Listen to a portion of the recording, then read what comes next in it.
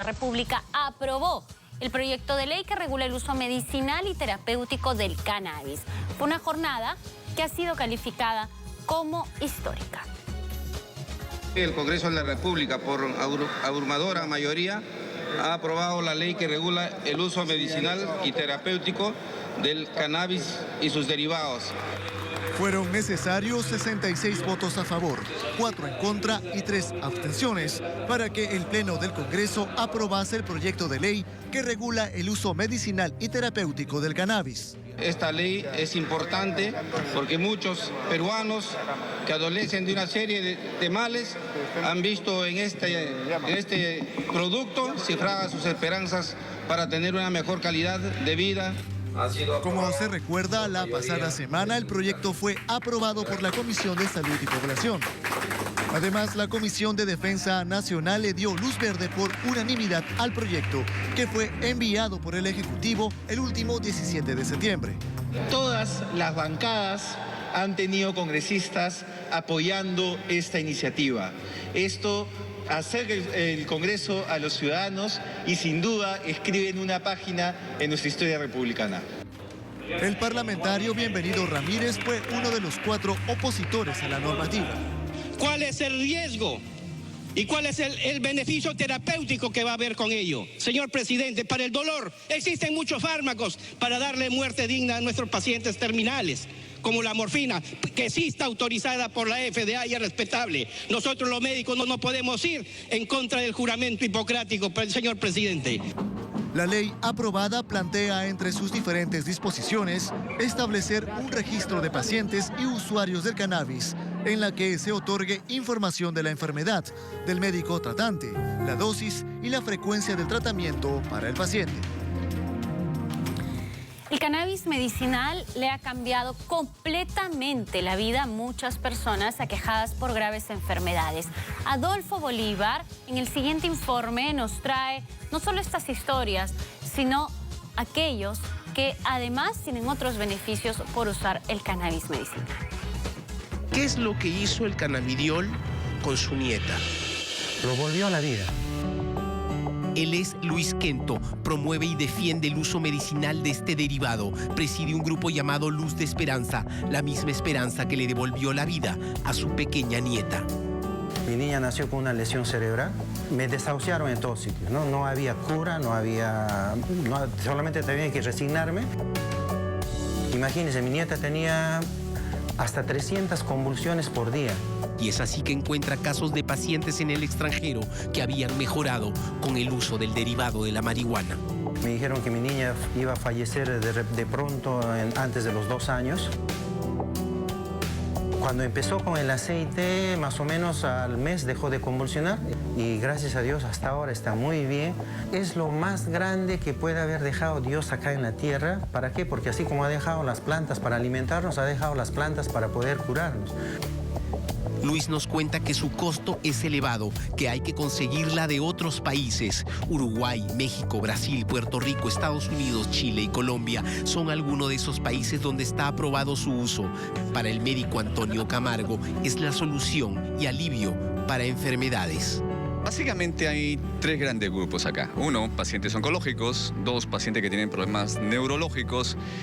Y 3 pacientes que tienen problemas del sistema inmunológico, epilepsias, problemas como Parkinson, etcétera, con los cuales convulsiones, etcétera, hasta en pacientes que tienen autismo, como que se está buscando. Entonces, el caso es anecdótico, uno ve, no, sí, aquí puede funcionar, y lo prueban, y a veces, como dicen, no, sí, efectivamente, está funcionando. Pero los peruanos, ¿estamos enterados que existe un uso medicinal de este famoso aceite de marihuana? ¿Qué tanto lo conocemos? ¿Qué opinas que se pueda probar el uso de los derivados de la marihuana, uso medicinal? Me parece algo mal. Yo no estoy de acuerdo. Yo estoy en contra. Es algo que malogra a bastantes personas y no me parece. Eso yo diría de que mejor lo debe tratar el médico. Con eso se vuelven locos los niños, los jóvenes. ¿Qué futuro vamos a tener, jóvenes locos? Los jóvenes tienen que estar preparados para un futuro mejor y no estar usando este tipo de vicios. Bueno, con el caso medicinal debería aprobarse. Porque he visto varias enfermedades que se curan, que necesitan eso y lamentablemente no está permitido. A favor, porque sí, medicinal, en buena hora. En contra. ¿Por será que usted está pensando en marihuana como hierba para fumar? Yo pensaba que eso era. No, señora, no hablamos de la hierba, sino de este derivado que le ha cambiado la vida a don Hermógenes Guamán y a su hija Rosario, quien desde los 3 años sufría de severas convulsiones. Ella tomaba 8 pastillas diarios, pero iba avanzando más, no había mejoría. ¿Qué ha sido para usted como papá y para ella como hija el resultado del uso de ese aceite de cannabis? Para mí, como padre, ha sido un milagro. Gracias a este producto pude ver mejoría de mi hija. Hace 3 meses que no convulsiona. Rosario ha pasado de estar en cama y ser totalmente dependiente a recuperarse poco a poco, y don Hermógenes de no caminar por una artrosis a manejar moto. No podía caminar. ¿No podía caminar? No podía caminar. Caminar, pero, o sea, así, ¿no? Yo cojeaba. Yo hasta puedo bailar ya. En el Perú, para 5.000 personas, sigue siendo gota a gota esa esperanza que jamás se pierde.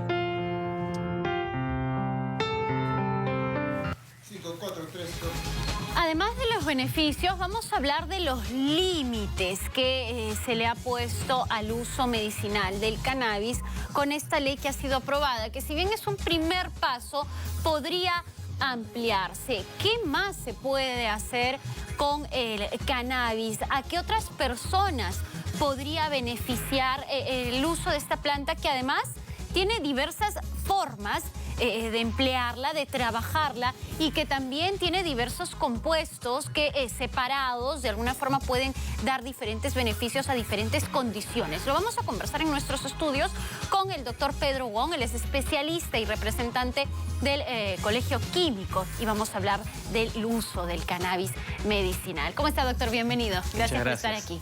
Empecemos por la aprobación de esta norma, que los colectivos que estaban abogando porque se apruebe el uso del cannabis medicinal hablaban del autocultivo, es decir, que las mamás puedan ellas cultivar y luego preparar sus propios aceites, o ya sea la forma en la que utilicen el cannabis. Y eso no está regulado, no está dentro de esta norma. Sí, no se ha incluido. Lo que nos propone la norma dentro de los artículos es la producción nacional, que es una ventana bastante celebrable, porque antes la propuesta que tenía el Ejecutivo cuando en febrero explotó el tema era que solamente se iba a tener acceso a través de la importación. Entonces, el hecho de que ya se considere producción nacional es algo bueno para el Perú. Resulta que esta producción nacional solamente la ley la circunscribe a los laboratorios farmacéuticos, que por una parte es correcto que ellos tengan una preparación y que pueden emitir a la población unos productos de calidad, pero se está restringiendo y se está sacando de la ecuación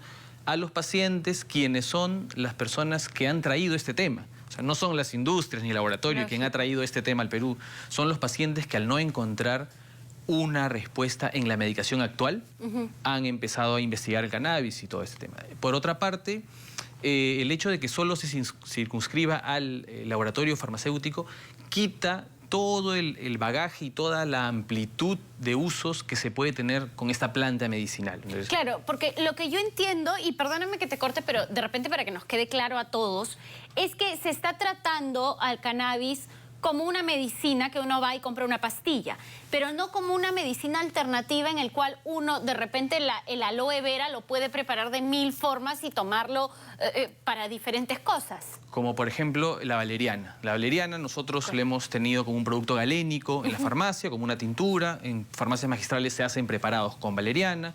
Una persona puede comprar en el mercado valeriana y una persona puede tener ahora acceso a pastillas de valeriana, que las importamos de Alemania. Entonces, el cannabis es una medicina herbal. Entonces, ¿qué lo hace diferente o qué lo ha hecho diferente frente a la ley? Es que el cannabis se encuentra prohibida y restringida. Entonces, esta prohibición, que no ha tenido un sustento científico médico para que llegue a esta conclusión, ha traído como consecuencia una serie de mitos, que es lo que hemos visto en estas 3 o 4 congresistas, ¿no? Entonces, es un miedo que, bueno, tiene una un origen, pero también la justificación es el estudio. Al momento nosotros sabemos, al año 2017, según la Academia Nacional de Ciencias, que es el órgano asesor de Estados Unidos para la toma de decisiones políticas, que el cannabis es efectivo para 3 áreas médicas concluyentes. Uno es el dolor crónico en adultos, en la cual toda la planta completa es útil. La segunda es síntomas de espasticidad por esclerosis múltiple, para lo cual ya hay un medicamento a base de cannabis, aprobado por FDA. Se ha mencionado mucho, se ha manoseado mucho la palabra FDA. FDA aprueba 3 medicamentos a base de cannabis. 2 de ellos sintéticos y uno de ellos es una extracción completa de la planta. ¿De toda la planta? De toda la planta. Es más, de 2 tipos de plantas de cannabis sativa. Entonces, esto nos refleja un poco que la modernización o los últimos avances científicos con respecto a la investigación de cannabis nos dice que el uso completo de la planta es mejor por biodisponibilidad, por reducir efectos adversos que los monocompuestos. Entonces, se está restringiendo a una planta medicinal por unos argumentos que tienen muchos años y va a ser bastante difícil lograr que la gente se saque esto de la cabeza. Sobre todo porque en la currícula académica de las universidades, de los que hemos estudiado ciencias de la salud, no se incluye este tema. Si uno revisa la currícula académica de farmacia, medicina, odontología, enfermería, no está incluido el uso terapéutico del cannabis. Lo único que se sabe del cannabis y lo único que yo estudié en la universidad fue droga de abuso. Nada más. Es más, las maestrías, los doctorados, porque siempre salen a hablar personas con muchos títulos, en ninguna de estas educaciones post-universidad tampoco se habla. Claro, Entonces, la labor ha sido más experimental, que ha permitido que nos demos cuenta que sirve para todas estas enfermedades. Para suerte nuestra, para suerte también de en general la población, hay países en los cuales sí se ha permitido la investigación y los reportes científicos vienen desde el año 1963. Entonces no es algo que recién se está descubriendo. Las personas que no decidieron estudiarlo, ahora, tú esa es la mencionabas diferencia, ¿no? que científicamente está comprobado que sirve para 4 condiciones. Mencionabas el dolor crónico en adultos, el tema de la esclerosis múltiple, espasticidad por esclerosis múltiple, que en realidad es una enfermedad crónica que no tiene cura y que realmente encontrar algo que mejore la calidad de vida de quienes sufren esclerosis múltiple es como encontrar un tesoro. Por supuesto. Y la otra es náuseas y vómitos por quimioterapia. Para estas, solo hablando de estas 3 en la cual la evidencia es concluyente, a este año ninguna persona con índice académico aceptable podría decir que no funciona.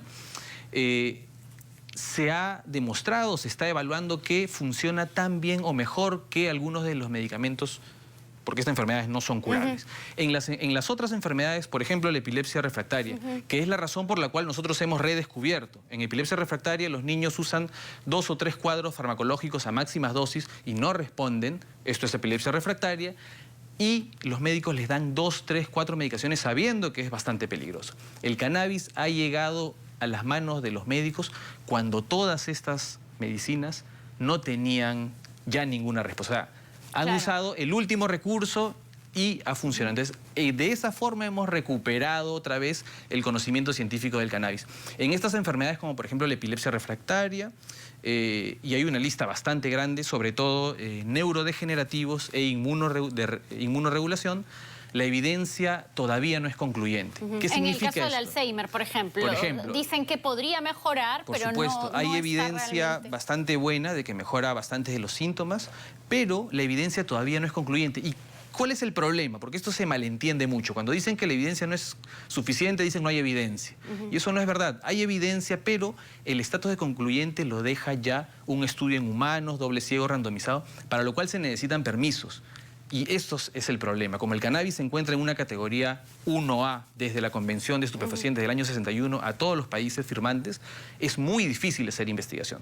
Lo que hemos ganado en esta ley, parte de lo que hemos conversado ya, es que se va a poder hacer investigación ya. Entonces, en esta investigación vamos a demostrar efectivamente toda esta potencial terapéutico que tiene el cannabis y además también, ¿por qué no desmitificar cuántos argumentos falsos han habido en contra del cannabis? Entonces, es una bonita etapa la que tenemos, por lo menos para la investigación, pero es lamentable que los pacientes que se han dado la lucha para hacer esto, no se vean reflejados. Los pacientes que lo fabrican y que lo consumen de manera ilegal son considerados criminales y la ley se aplica mañana y siguen siendo criminales. Entonces, también hay que tener en cuenta eso. Precisamente respecto a este tema, hay muchos mitos, como mencionas tú, de quienes piensan que el que una mamá realice de forma artesanal el aceite que le va a dar a su hijo con epilepsia refractaria podría generarle algún daño al niño. Sí, hay que tener en cuenta que todas las preparaciones, así sean artesanales o de la industria, tienen que tener ciertos parámetros de control. Por otro lado, si una persona tiene los parámetros de control básica, como por ejemplo para la alimentación, ¿no? Hay estudios actualmente, en febrero del 2017 en PubMed se ha publicado un estudio de Washington y Colorado, que son estados en Estados Unidos en los cuales el uso del cannabis completamente es legal para uso médico y las madres han estado preparando su propia medicina.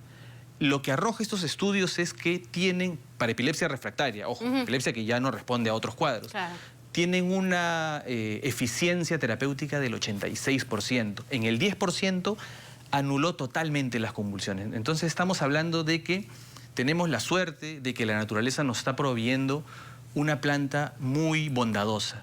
O sea, el efecto tóxico que tenemos que medir siempre con todos los medicamentos tiene un rango de seguridad superior a todos los que conocemos. Entonces estamos hablando de una planta bastante excepcional, una planta que con una dosis aguda, máxima, a máximas dosis, no produce la muerte, cosa que te produce la muerte el paracetamol y todo lo que tenemos en la farmacia. Entonces tenemos una eficacia artesanalmente que ya tiene una demostración.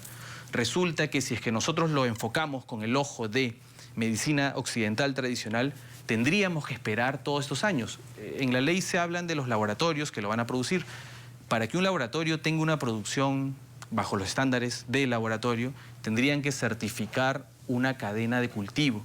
Y esto toma por lo menos un par de años. Entonces, y esto incrementa los costos. Entonces, y además tengo entendido que no todos los pacientes utilizan el mismo componente, no sé si es exacto, la misma cepa, esa es la palabra. El cannabis tiene, cannabis sativa, tiene alrededor de 2.000 o 3.000 cepas diferentes en los bancos de datos de semillas, en los bancos de semillas en los países en los cuales es legal, como Holanda, se puede encontrar esta variedad. ¿Y qué significa una cepa diferente? Significa que esta planta tiene los mismos componentes que la otra, pero químicamente hay una estructura diferente. Algunos médicamente ya tenemos estudiado que preponderan los que tienen THC, que es el único componente psicoactivo de la planta. Hay otros en los cuales hay rangos intermedios entre THC y CBD, que es un componente antipsicótico. O sea, la misma planta se autorregula. Y hay otras plantas en las cuales se predominan el CBD y que se utiliza sobre todo en niños con epilepsia. Algunos niños con epilepsia, por los reportes médicos, a veces necesitan también un poco de THC. Entonces, todo este arsenal herbal es un criterio médico, ¿no? Entonces, no se puede escribir en una ley, bueno, permitamos 1, 2 y 3 enfermedades. Porque el otro año, es más, este año ha salido al mercado y sale al mercado el producto Epidiolex, que es para la epilepsia refractaria, que es a base de otra planta de cannabis alta en CBD. Entonces, el otro año tendríamos que hacer otra ley, otra norma que diga ahora epilepsia refractaria, ahora Parkinson. Entonces, para eso están los médicos, ¿no? Los farmacéuticos estudiamos las plantas, es nuestra función y ahora deberíamos hacerlo más que nunca. Y los médicos tienen la potestad de la prescripción. Entonces, es una terapia personalizada la que vendríamos a dar y que es bastante bueno. Hace tiempo ya no tenemos esa facilidad de atender a los pacientes con tanta personalización. Ahora, ¿cuál sería la propuesta de ustedes desde el plano científico, ¿no? Porque el medicamento, si alguien lo hace en un laboratorio, está legalizado, pero no lo que las madres esperan, que es de alguna forma el autocultivo o el cultivo colectivo. ¿Qué nos falta para llegar a eso?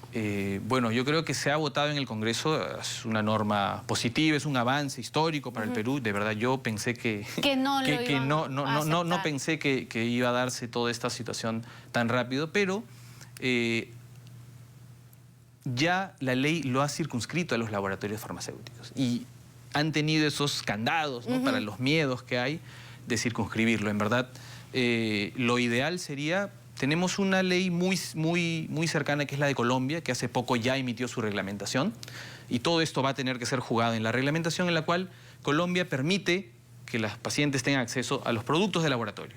a los productos preparados por plantaciones orgánicas de cannabis, tratadas como alimentos o preparadas en farmacias magistrales, y además permite a los pacientes asociarse colectivamente y producir. Entonces, mediante esas tres opciones, que de hecho van para el tema médico, no estás dejando fuera de la ecuación a ningún paciente ni a ningún profesional que quiere prescribirle. Entonces, es un tema de inclusión, ¿no? Inclusión. Pero esta ley no nos permite esa inclusión, porque ya lo dice textualmente, me parece en el artículo 5. Bueno, y a eso deberíamos apuntar, ¿no? Que sería lo ideal. Sí.